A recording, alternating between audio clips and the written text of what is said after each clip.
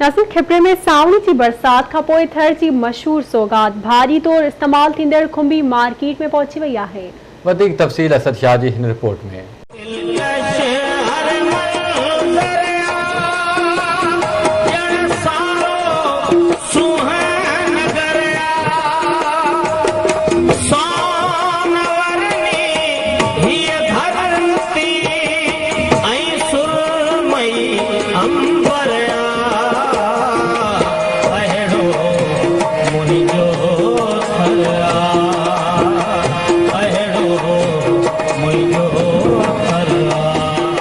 खिपरो में सावणी जे बरसातुनि खां पोइ अछड़े थर जी मशहूर सौगात भाॼी तौरु इस्तेमाल थींदड़ खुंबी हर साल जीअं मार्केट में अचण बैदि शहरी वॾे चाह सां ख़रीद करण लॻा आहिनि त ॿिए पासे खुंबियूं अछड़े थर जे मारू माण्हुनि लाइ रोज़गार जो ज़रियो पिणु बणियल आहिनि।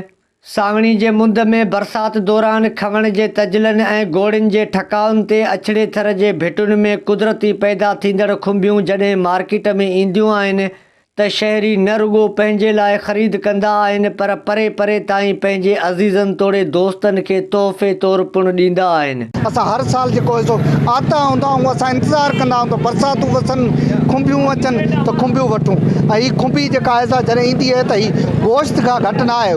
गोश्त बकर जो गोश्त वठी वञो तव्हां ऐं खुंबी वठी वञो तव्हांखे बकर खां वधीक हीअ टेस्ट ॾींदी। जॾहिं बि सावणी जूं बरसातूं पहुंदियूं आहिनि ऐं अछड़ो तर खिपरो आस पास जे इलाइक़े में थर जो इलाइक़ो आहे हिते जेका आहे इहा नेचुरली कुदरती जेका भाॼी आहे उहा खुंबी जेका आहे उहा थींदी आहे ऐं तमामु मज़ेदार भाॼी थींदी आहे ऐं इन जो जेको मींहुं जो मौसम आहे इन जो तमामु घणो विकिरो थींदो आहे ख़ासि करे जीअं माण्हू शौक़ सां जेके बकर जो गोश्त खाईंदा आहिनि वॾे जो गोश्त खाईंदा आहिनि। मुंहिंजे ख़्याल में मुर्गी खां वधीक जेका आहे इन जी अहमियत आहे ऐं कुदरती भाॼी आहे। अछड़े थर जी ख़ासि निशानी आहे खुंबी। इन जो जेको सवादु आहे उहो गोश्त खां वधीक बहितरीनु आहे। इन खे ॿिनि टिनि तरीक़नि सां पचायो वेंदो आहे, तरियो भी वेंदो है, इन जो सालन भी ठाहियो वेंदो है। थर की हमारी खुंबी है, शहर खिपरो में चलती है, सिंध की मशहूर खुंबी है ये। जब इसकी भाजी बनते हैं ना साहब बड़ी टेस्ट भाजी बनती है उसकी। मैं हर रोज़ 1 किलो लेके जाता हूँ घर।